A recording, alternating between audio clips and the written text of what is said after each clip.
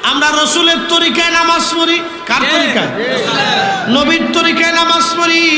যদি নবীর তরিকায় আমরা নামাজ না পড়তাম তাহলে শাহজালাল ইয়ামানি মুজাররিদি আজ থেকে 750 বছর 800 বছর আগে এদেশে তিনি ইসলাম আনলেন। উনি যদি বুকে হাত বেঁধে নামাজ পড়তেন, এদেশের কোটি কোটি মুসলমান বুকে হাত বেঁধে নামাজ পড়তো।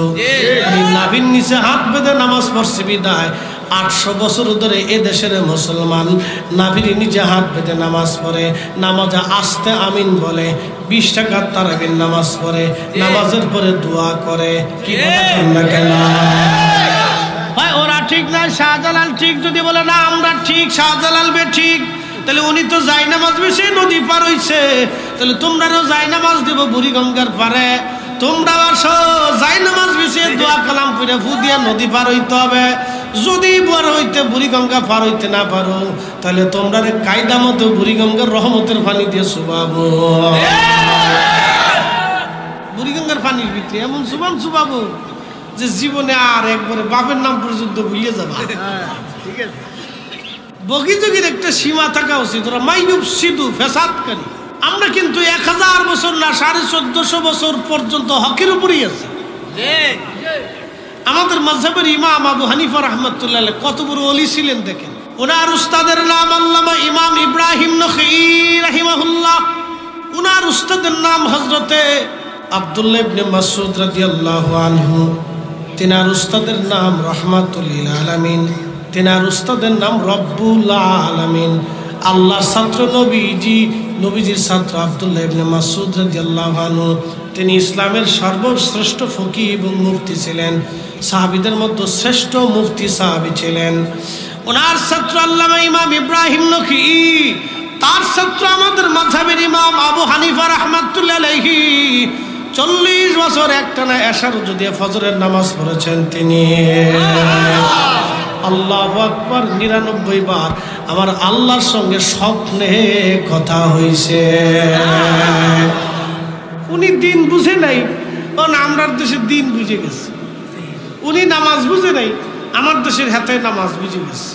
কত বড় সাইকে মাদানি মাক্কি এটা সেটা লেতা খেতা বহুত উপরে নিচে নাম সাম দিয়ে বাপরে বাপরে লোক বাস পাবলিকের বুঝাইতেছে আমি মদিনার থেকে পড়িয়েছি। আরে মদিনার থেকে পড়লে যদি সবাই মানুষ হইতো তাহলে আবু জেহেল তো আগে মানুষ হওয়ার কথা। মদিনাতেই কিন্তু আব্দুল্লাহ ইবনে উবাইর বসবাস। কথা ঠিক কিনা? সে নবীর পিছনে নামাজ পড়ছে কিন্তু নবী চিনে নাই। আমাদেরকে হযরত বেলালের মতো পাগল হইতে হবে। লেখাপড়া থাকবো না থাকবো ওইগুলি দেখার টাইম নাই। আল্লাহ রসুলকে যারা পাইছে তারা অলি। অলি আল্লাহরা যে পথে আমরা চলবো এই জন্য কোরআন বলছে ইহদিনাস সিরাতাল মুস্তাকিম সিরাতাল্লাযীনা আন'আমতা আলাইহিম। কবি গোলাম মুস্তাফা কবিতার ছন্দে লেখছেন চালাও সে পথে যে পথে তোমার প্রিয়জন গেছেন। আল্লাহর কত সুন্দর সূত্র, চালাও সে পথে যে পথে তোমার প্রিয়জন গেছেন চলি। প্রিয়জন কারা? আন'আমাল্লাহু আলাইহিম মিনান নাবিয়্যিন ওয়াস সিদ্দিকিন ওয়াস শুহাদাই ওয়াস সালিহিন। ওলিরা, শহীদরা, সিদ্দিকরা, নবী আলাইহিস সালাম রিদওয়ানুল্লাহি তাআলা আলাইহিম আজমাইন, এরা যেই পথে চলে গেছে আমরা চলবো সেই পথেই। খাজা বাবা আজমিরি 1000 বছর আগে আসছে।